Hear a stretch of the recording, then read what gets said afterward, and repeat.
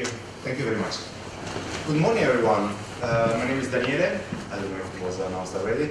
I'm an Android developer and a Google developer expert. But today, I'm not going to talk to you about anything related to Android, well, kinda.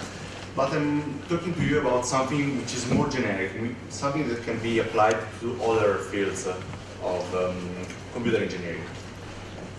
When we think about building an app, usually we want to solve a problem, of course. And if the problem is complex, of course, we cannot create just a single file, a single class. We might need to split the concerns in several classes, several files that are linked together. While the problem evolves, the application evolves as well. The more complex the problem, the more complex the application. We need, of course, to create different classes, apply some good architecture principles, so splitting concerns into several files, several classes, maybe also several modules and packages in order to encapsulate different concerns and not creating too much coupling. It's good practice, if we need to split also our logic, our core in several modules, and maybe use some third-party applications and libraries, because we don't want to recreate the wheel every time.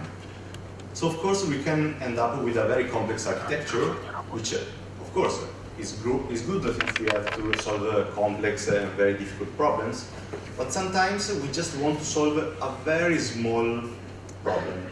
Maybe sometimes we want to prototype something quicker, maybe something quick and dirty, but we don't want to spend hours creating a very complex architecture. Is this working better? Okay. Anyway, sometimes what we just want is a small script that creates and that gives us a quick solution and allows us to experiment or maybe do some statistics about some set of data without creating a very complex application. I had the need for something similar this summer in a very peculiar occasion. So you have to know I am passionate about photography. So I always travel with my camera, even today I have a camera with me.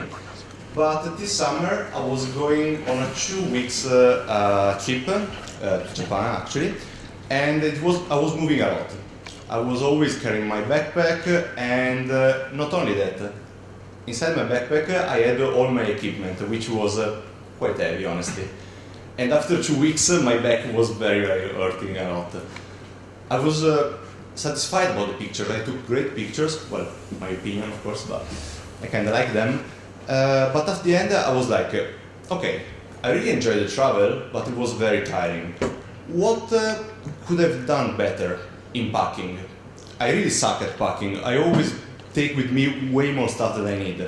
But in this case, software can help us and help me having a better understanding for the future. So I was like, okay, during this travel I took a lot of pictures, but I had with me a lot of equipment which was heavy. How could I have improved that? I could have maybe took the same pictures with the same quality, but with less equipment. So I wanted to create something that allowed me to say, okay, given these pictures, if I had one lens, I could have covered 90% of the pictures. If I had maybe 2 lenses, okay, I could have covered 95%. If I had another lens, maybe it was wide enough to do everything with just 1 lens instead of 4, and something like this.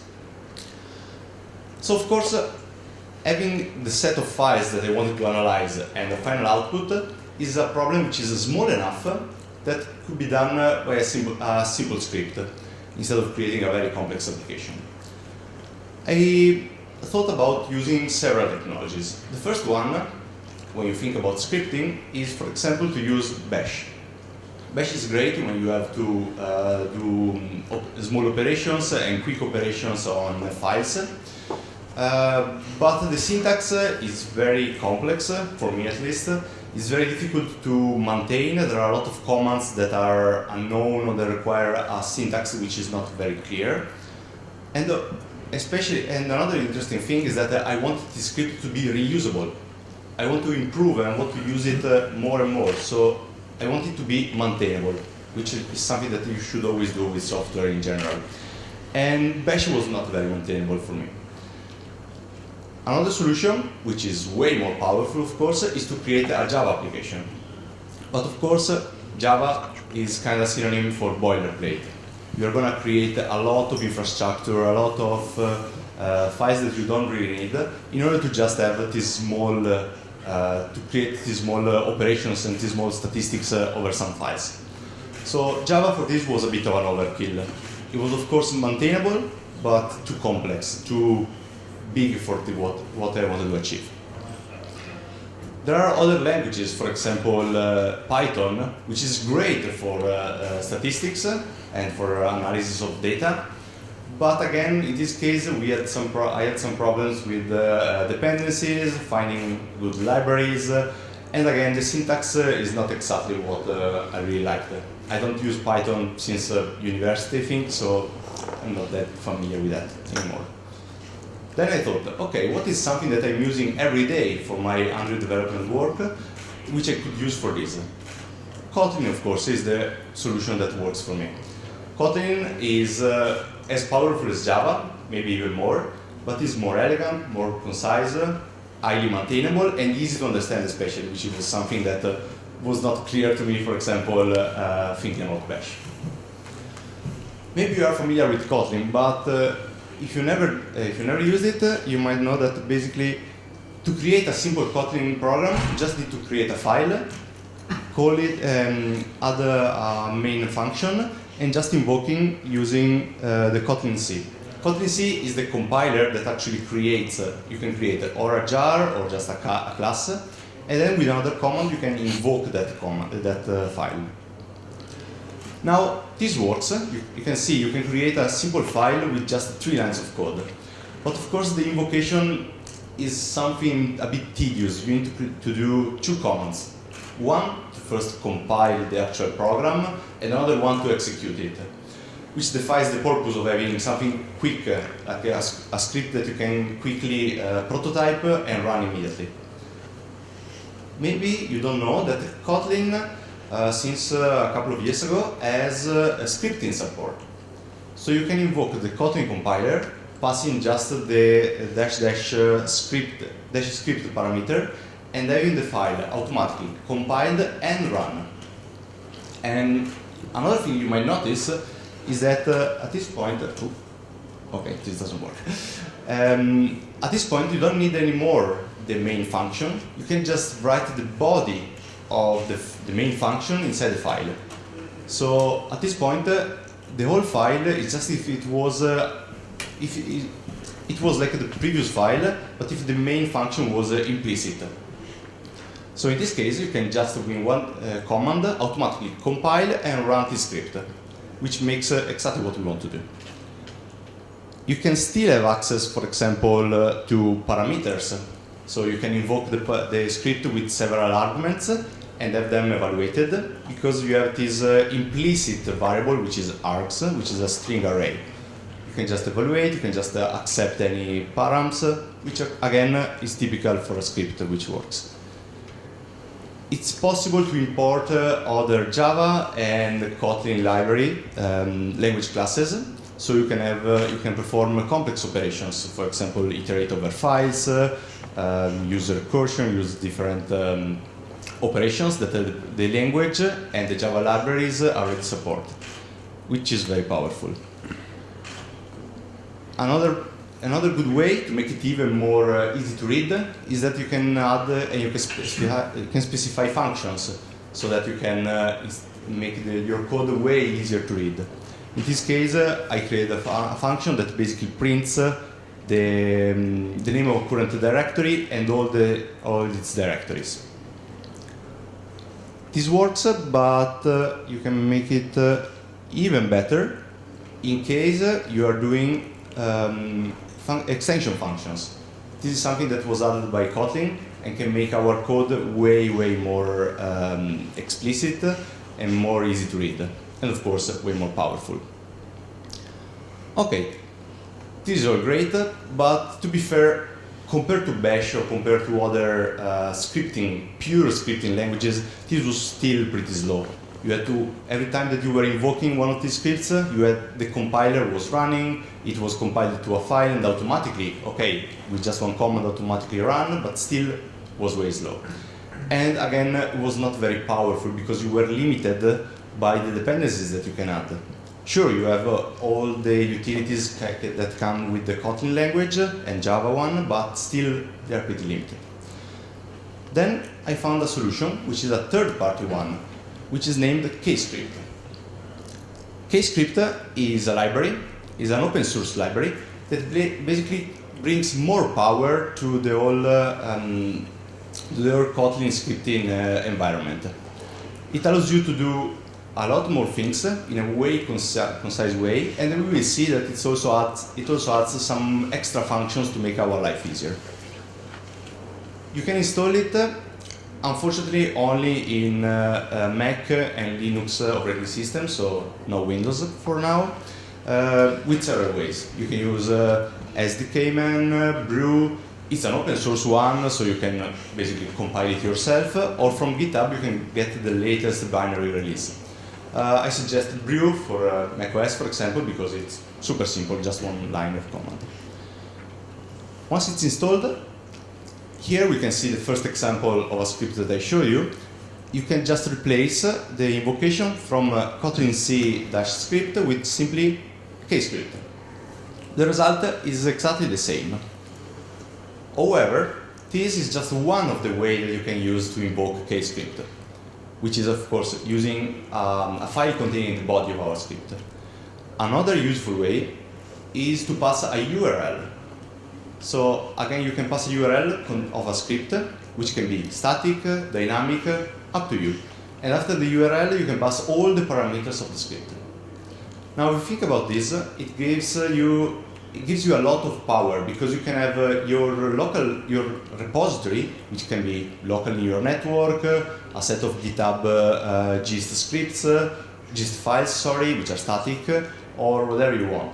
And imagine that you are running this script on several machines.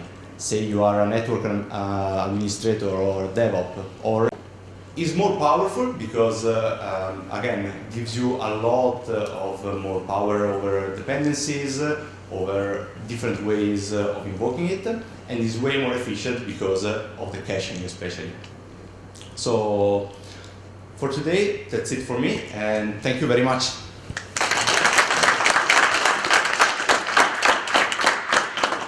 And now I accept some questions.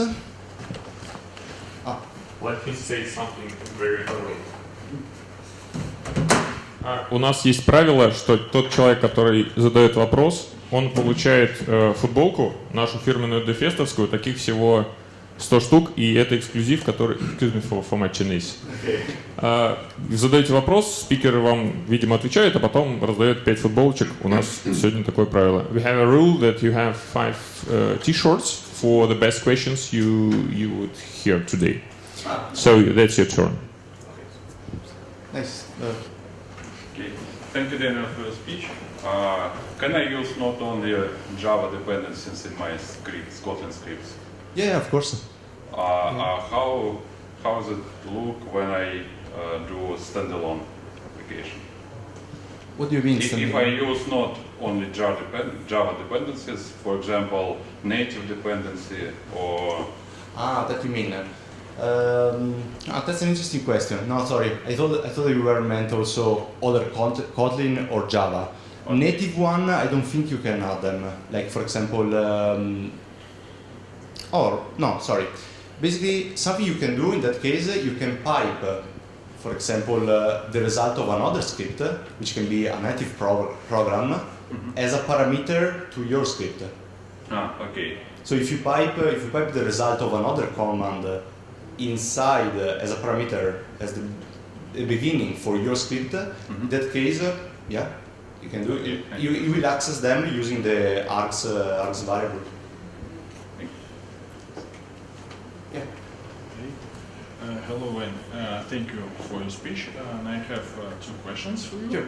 The first one is that did you compile the Bash Kotlin script and how many times, and which is fast for your task. Regarding between Bash and Kotlin script. Yeah. But to be fair, with Bash I didn't do the whole stats because it would have been maybe too complex to maintain. So I started doing it, I didn't complete it. Probably Bash would have been faster though, because it's way more efficient. You don't have to spin the JVM every time, the Java virtual machine. So if you were just looking for efficiency and fastness, how fast it was, probably Bash would have won, but it would have been definitely less maintainable, which for me was more important. I wanted to be able to come back in 1 year and be able to read the code, which with Bash I cannot. Okay, thank you. And the second one is we use the Bash script in continuous integration process. So did you try, could we use the Kotlin script in the continuous integration? That's exactly what we are doing, and we did the first step this week. So basically we were using before some scripts, especially for automated release. So we started using this week Kotlin Actions. I don't know if you ever heard about it. No, sorry, Kotlin Actions, GitHub Actions. Not so much. So it's something that they announced last week, I think. It's basically a way to integrate some actions in GitHub automatically when something happens. So for us, one example is every time that a pull request is open, you can define some actions to be run in GitHub automatically. And these actions, they can be run a bash script, download the repo, do some gradle commands, for example, static analysis, tests, and something like this. Before we were using just a bash script. Now we are starting replacing them with Kotlin because we want to do not only that, but also copying some artifacts and being able to access some files directly from the project. And yeah, we can easily do it. Sounds good. Because as I showed before, once you are able to run a command with just one line of code, with kscript you can easily do it. There is also a way, which I didn't mention, but is specified in the GitHub repo for kscript, to automatically install kscript in case it's missing. So that is perfect for some CI or continuous integration. Thank you. No worries. Yeah. Hello. Do you have to install JVM on every machine when you run kscript? Yeah. When you compile kscript, is it run without JVM or only with JVM? That's an interesting question. I don't know about that. I would like to test. My assumption is that it's still gonna be, should be still needing. No. I think it should not need the JVM because in the binary, the final binary, if you do the package, it's also included in the runtime. So it's a bit bigger and maybe should be enough to not need it, but I'm not sure about this. So need to experiment. Yeah. Hi, thanks for presentation. My question is how you debug your scripts, or just you run kscript -idea to debug? Exactly. With that one, you run it. You can open it into IDEA, and at that point you can also debug it. Before, if you were just using the command line, the quickest way is just add logs or println. But once you open it with IDEA, you can use the debugger, and that's where that's the best way. Next question. You said that scripts are cached, but when you include other script in first, content doesn't change. Did kscript recompile this, or how? If you use the include, for example, Yes. that's a good question. If you use the include, exactly, kscript is not able to understand if the other included one changed. So in case you change the main script, then yeah, it's able to get the different hash.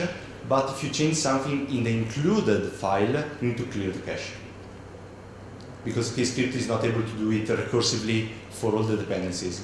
It's able to do it for dependencies.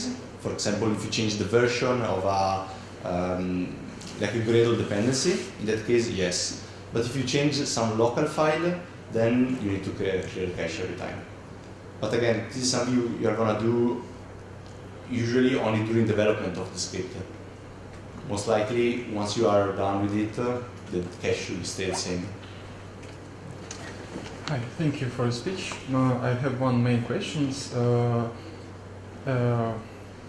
One thing I don't understand, if you need coroutines support, if you need dependencies, maybe some external files, why don't use like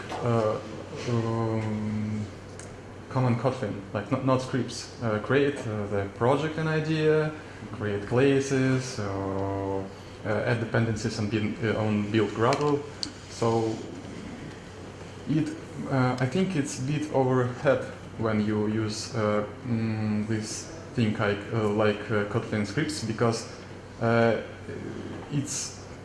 you can just create the idea project and do the thing better, and like I don't know. Yeah, I think there is a threshold where it's more convenient to have just a script compared to, okay, the problem is complex enough that if I have a full-fledged application, I can do more stuff. It's up to you, honestly. For example, in our CI, we have some scripts which are still included in our main project, so we can open it with the idea. It's just another module of idea, but it's still a Kotlin script. And we are doing some very complex stuff. We are doing creating zipping files, creating archives, uploading to FTP, communicating with the Google Play Store to actually publish the application. And that's just technically a script because we don't need a full-fledged application. And one advantage that I can see with Kscript and scripting is that once it's done, it's cached, and then it's way faster to run, especially in a continuous integration environment. But again, it's up to you. You can easily create just another script that just manages the compilation and execution of your program if you need to do something more complex. I think there's not a binary question here. Yes. It depends on the case. Thank you. Okay, so thank you very much. Now, let me throw some t-shirt. You get one. Just one, even if you have two questions. Okay. You get one for the. You put one. One at the bottom. Let's see. Thank you. We have two more, and perfect. One and two. Oh. Okay. Thank you very much.